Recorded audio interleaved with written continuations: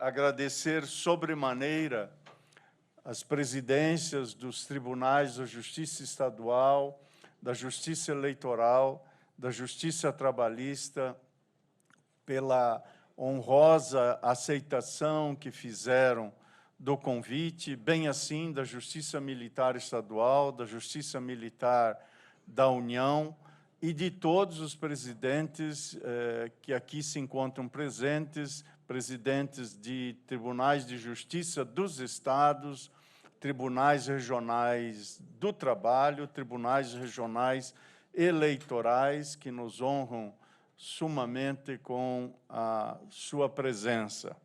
Permito-me, à guisa de início, relembrar que o convite inicial para esta reunião eu houvera lhes feito no comecinho de janeiro, mais precisamente no dia 6.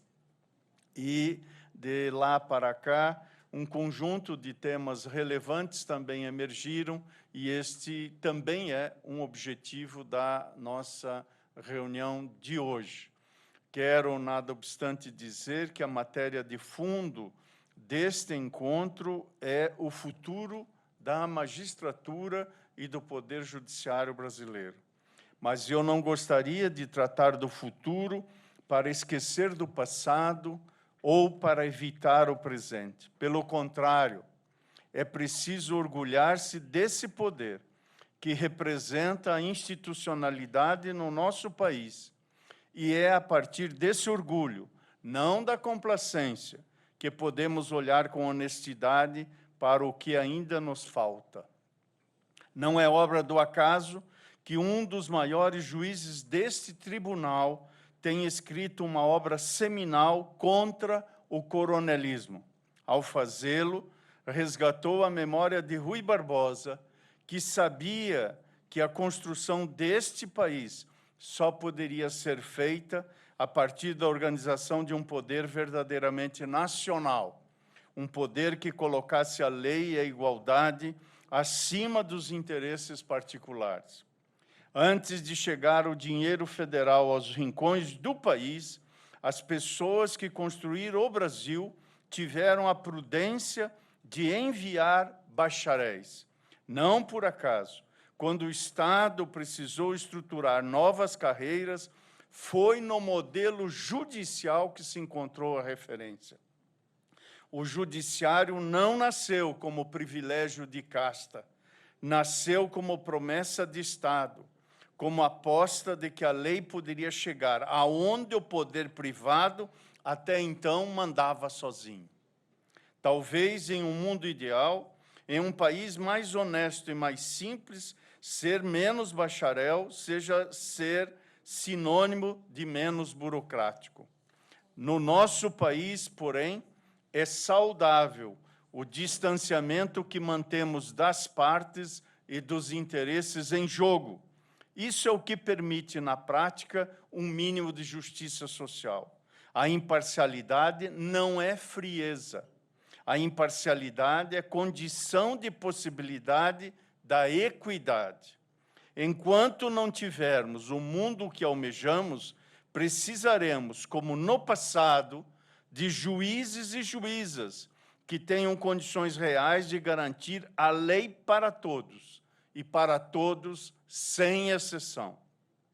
Essa missão não irá se alterar, mas se ainda é possível lembrar das palavras do saudoso professor Dalmo Dallari, o futuro do Estado é a nossa democracia.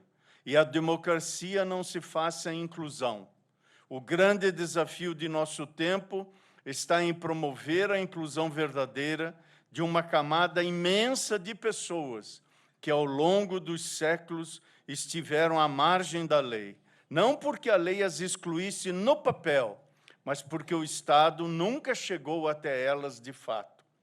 A minha geração é a de quem defendeu a democracia. A geração do futuro é a de quem irá fazê-la penetrar em todas as camadas de nosso tecido social, levando finalmente a justiça e a igualdade a todos. Para isso, precisamos defender a justiça como quem sabe que ela é o único caminho seguro. Não podemos deixar que a justiça fique aprisionada em interesses paroquiais, em conveniências econômicas ou em cálculos políticos. O que legitima a justiça é o mesmo ideal que legitima a liberdade. E é em nome desse ideal que devemos ser virtuosos. Devemos, pois, dar o exemplo. Não temos voto. Nós, juízes e juízas, temos a razão da lei. E é exatamente por isso que nós não podemos jamais abrir mão de fundamentar as nossas escolhas, de justificar as nossas decisões. Elas devem ser escrutinadas amplamente, com toda a transparência, e devem ser capazes de sobreviver ao mais impiedoso exame público. Sem a dialética do debate, a confiança no judiciário se desfaz, e sem confiança não há autoridade que resista. É aqui que chegamos ao presente, e ao ponto que seria desonesto evitar. Sabemos que esse encontro acontece em um momento de tensão. Há um debate em curso, por exemplo, sobre remuneração, sobre benefícios, sobre o que a Constituição permite e o que ela veda. Não vim aqui para impor conclusões. Viemos para escutar e aurir contribuições. E sei que há posições jurídicas legítimas a serem debatidas pelas vias adequadas e objeto da nossa escuta hoje.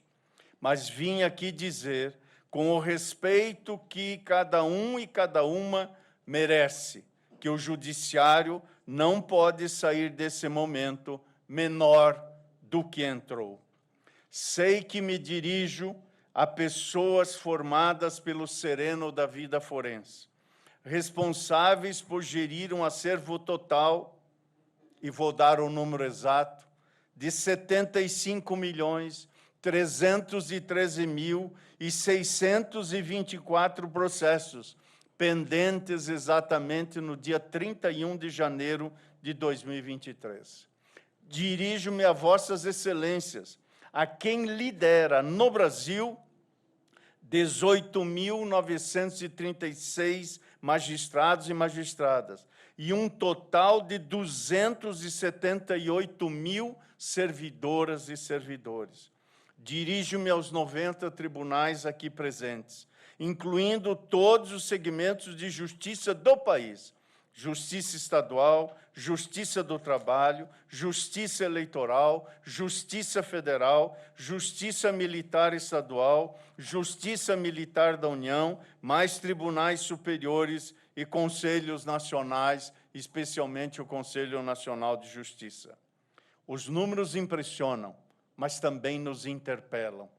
O objetivo desta reunião, conforme o convite de 6 de janeiro último, é mesmo dialogar e debater ideias sobre o poder judiciário brasileiro no século XXI. Mais recentemente, agregou-se o tema da remuneração da magistratura, que é igualmente importante. Vivemos um tempo de transições. É o período em que o passado já não governa plenamente e o futuro ainda não adquiriu forma estável, produzindo um tempo de inquietação institucional e reconfiguração das estruturas sociais. É preciso, portanto, serenidade e firmeza, comungando na mesma caminhada. E cumpre caminharmos do judiciário do século XX ao judiciário do século XXI. A transição, como sabemos, é um intervalo histórico de transformação estrutural, marcado pela coexistência, pela tensão e pela substituição gradual de paradigmas institucionais, de valores e até mesmo de estruturas de poder. O povo brasileiro deseja um Estado eficiente, digno, honesto e capaz de garantir segurança, oportunidades e justiça social dentro de um ambiente de estabilidade democrática e respeito às instituições. Nós sabemos que no debate atual sobre o judiciário brasileiro frequentemente se mencionam 4 desafios principais: morosidade processual, crise de confiança pública, governança institucional complexa e controvérsia sobre o regime remuneratório e os chamados, entre aspas, penduricalhos. Com base nas pesquisas institucionais e acadêmicas, os 3 principais anseios da sociedade brasileira em relação ao judiciário são: justiça mais rápida e eficiente, é a celeridade processual, igualdade real perante a lei, ausência de privilégios, transparência, ética e responsabilidade institucional.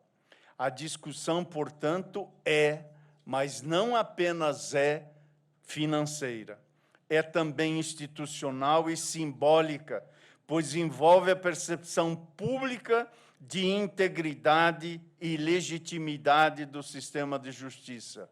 Estou confiante que iremos responder juntos a esse desafio. Estou confiante de que estaremos unidos na resposta a esse momento desafiador.